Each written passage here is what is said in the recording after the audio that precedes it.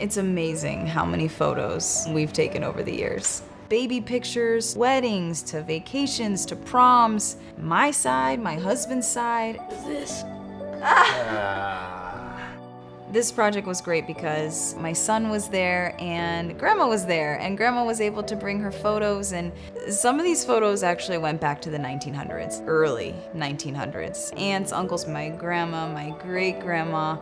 She is this one right here. She's beautiful. Decades of family history. There's just this huge fear that if I don't preserve these, you never know what could happen. And there could be a flood, there could be a fire, and all my family history is gone. We've kind of been putting it off for a long time.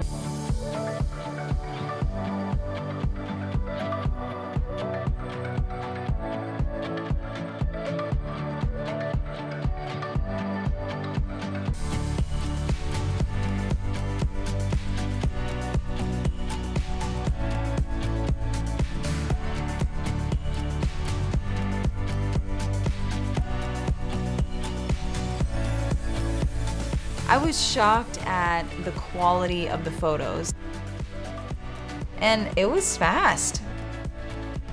Now we use it to digitize everything. Bank statements, insurance documents, to my kids' art.